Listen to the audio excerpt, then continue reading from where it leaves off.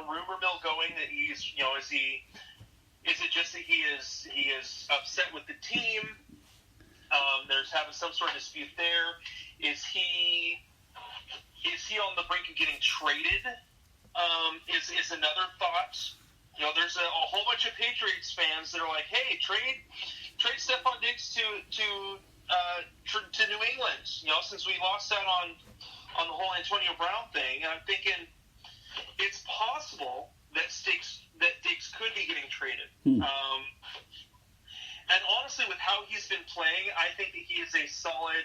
A lot of people would say he is a solid buy low candidate. So if you can get a trade where you're not having to give up much, like your number 2 or 3 running back to get him, and if he gets traded to a team like the Patriots, well, that would just be absolutely huge for him, and could be a major boost to whatever offense gets him, as well as to him as a fantasy player.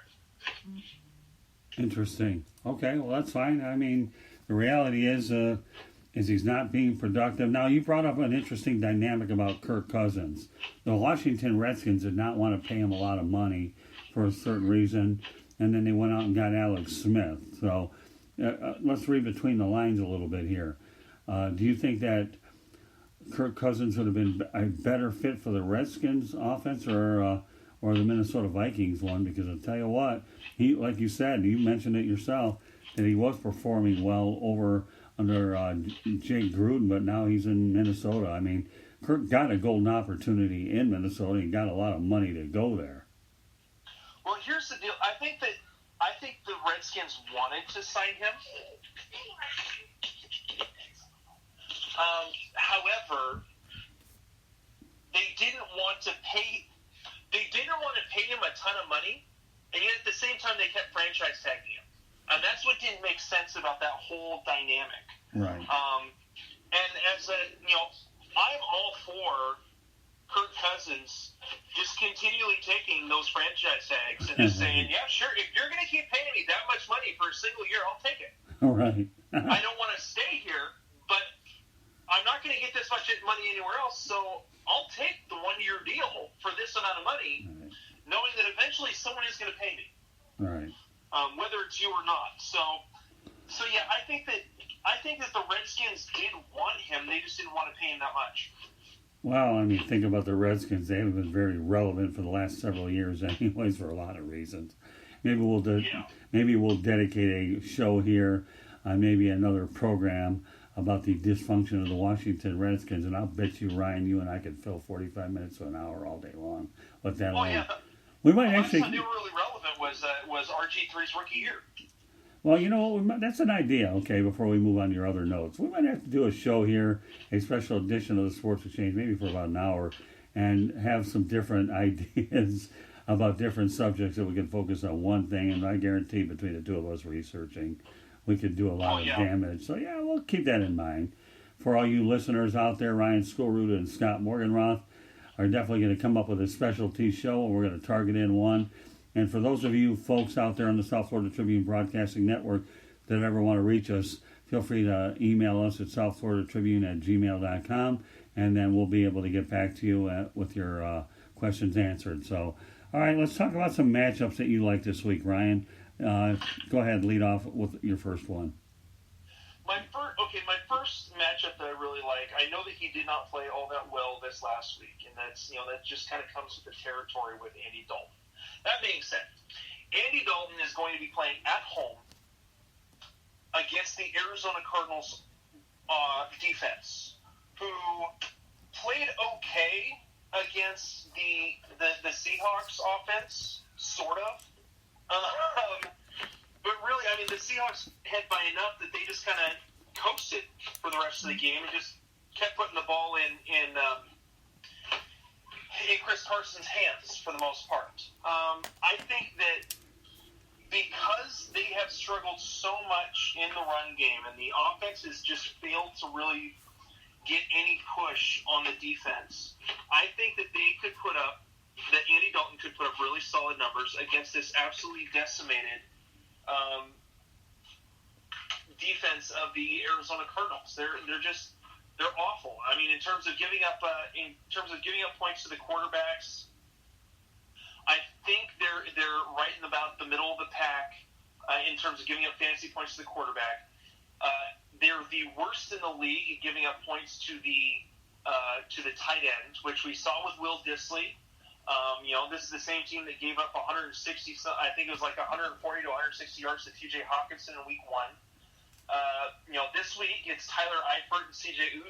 Uzoma, which I think that Eifert is definitely a streaming option for those who need a tight end this week. I think he would be a great pickup this week for those who need a tight end because of how bad the defense is against tight ends. I think what hurts a little bit is John Ross getting put on IR today, right. Which is definitely not a help to that offense. They still don't have A.J. Green. Right. But I think that Tyler Boyd should be in for a decent game since he's the main receiver at that point. They do have some young talent in Auden Tate. They just brought up from the practice squad rookie Stanley Morgan out of Nebraska. I really like his tape. I think that he is a solid, kind of do everything pretty well wide receiver that could provide a little bit of a spark. So I think that there's enough weapons there for Dalton to put up a decent game against Arizona and be a streamable option for those who need a quarterback this week. Well, it's funny how you talk about that because what are you reading my notes here? Because I actually had something on the fact that the Bengals placed wide receiver John Ross on the IR and they're without A.J. Green. So, but in Ross's case, he is a candidate to return this season. Yeah. So, I think that puts him in for an offense that isn't really producing much, and Joe Mixon isn't doing much either. That to me is a mind-boggling situation altogether, Ryan. Joe Mixon, I don't understand what's going on with this guy. Yeah, well, again, it's the offensive line. The offensive line, I believe, had two people, one or two go injured, and one guy retire during the preseason of their starting five. So, I mean, they don't have the talent on the offensive line. They've done a pretty good job pass blocking somewhat. They did the first couple weeks, and again, I think that was more just, week one. I think they were a little more prepared for the week one game than Seattle was, and so I think the offense and defense clicked pretty well. But I think that the best way for the Bengals right now to use Joe Mixon is in the pass game, in the swing passes, screens, just because their offensive line is not getting the push that they need in the run game. So then my question to you, Ryan, is this. Okay, what are we, 4 weeks into the season so far, right? Pretty much? Yes. Is there any way that the Cincinnati Bengals can add reinforcements on the offensive line during the season? They would need to trade, and right now they don't have a whole lot to trade with. Okay.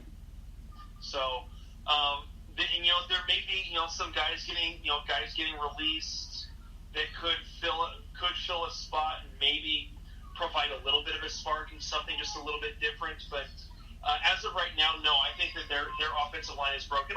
Honestly, their offensive line has been broken for years. So. All right, but then with that question, let me follow it up for a minute, okay, Ryan? You got all these practice guys out there. What does every team carry, about 10? So what do you have, 32 times 10? Do the math, okay? With 320 players available, obviously not all offensive line. Don't you think that they could pluck an offensive lineman or two and bring him in? I mean, once upon a time there was no such thing as a practice squad, but there is now. Yeah, the practice squad, usually when that's involved, if I remember right, is if a guy gets released, he can be, he has to be released and basically put on a waiver system. Right. And then the teams can decide, other teams can decide, do we want to pick this guy up or not? If not, then from the, once they clear waivers, then they can bring them back onto the practice squad. So really they need to wait for something like that to happen in order to add anyone. Well, I was always under the impression, I could be wrong, okay, that if a guy's on the practice squad of somebody else, that he's fair game to be taken off there as long as he signs an actual contract with the other team. That's what I was under the impression. No, because they're still technically under contract with their current team. Okay, well, that's okay. Thanks for clarifying that. I wasn't sure, but we're trying to help you out, Cincinnati Bengals. Get you a couple offensive line, and it doesn't help that I have Joe Mixon, which is probably why I'm digging deeper into this question than I should. But, you got to make the old confession here. No, I'm not talking about the old Saturday one or whatever you do for the churches and all that business. I'm talking about I need a little bit of Joe Mixon love here. All right, with that said, okay, I have something I want to bring up before we go on to your next matchups, okay? Candy, my wife, was so brilliant, okay, and she's a good football young lady anyways, but she came up with a formula that I actually adapted one week, that if you're playing the Miami Dolphins, then you take that defense because they're horrible. Pretty much. This is what we, as of, what was it, 3 years ago, the general consensus was, in fantasy, if you ever need a defense or you ever need a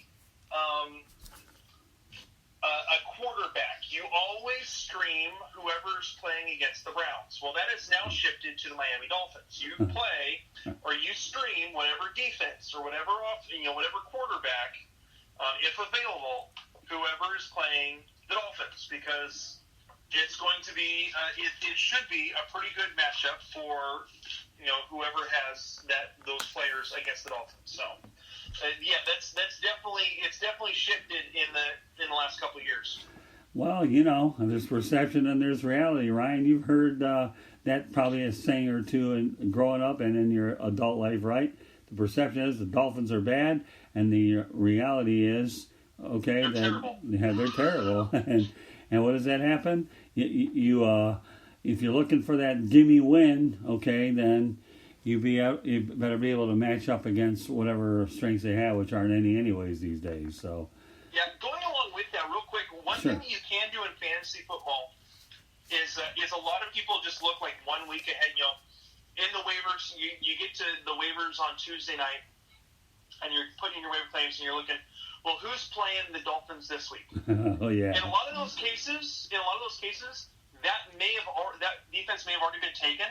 Right. So one thing that you can do is say you already have a defense that has some pretty good matchups over the next couple weeks. Right. You can look to see who the Dolphins are playing in like 3 weeks and pick up that defense. Oh yeah. If you have the space, but you have to have the space on your bench, and really that's for deeper bench leagues. Leagues that have like 6 to 7 bench spots.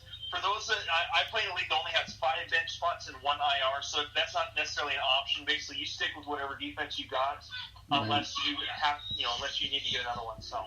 Well, I noticed this morning as I was looking through, and I did, by the way, get LaShawn McCoy, just so you know, that a lot of people dropped the Baltimore Ravens defense. Do you think that's a good move to do it, or is it just one of those week-to-week deals that the Ravens are either good or they're starting to really be bad? I tried to drop the defense, tried to drop the Baltimore Ravens, but that was because I was trying to pick up the Tennessee Titans defense. I think that they should be okay. They've not performed very well overall as a defense this season. It's all been on the offense. The offense has been what's won them games. The defense has not been able to stop anyone. I mean, you look at their 2 losses are to their 2 offenses are to Kansas City, who everyone's lost to Kansas City so far. Right. I mean, I know that Detroit made it close, but that game never should have been as close as it was, in my opinion. Well, I agree. And then and their other win or their other loss was to Cleveland, which no one saw that coming. No. I had Cleveland getting smoked. Me too. By the Ravens. Me too. So I've got another question for you. Okay, and that's this: is it usually best to keep just one defense and deal with it, or keep 2? Honestly, it's best to keep one. Usually for me, the time that I start really looking at adding a second defense that I can alternate playing. Right. Again, you need to have at least 6 to 7 bench spots in your league. If you don't, it's very difficult to be able to pull that off. Okay. Well, good to know. But the time that I really look at doing that is in the playoffs. when you're getting towards week 13, 14, 15, 16 in your fantasy leagues and moving towards the playoffs and just having a solid defense that you know can score a decent amount of points. That's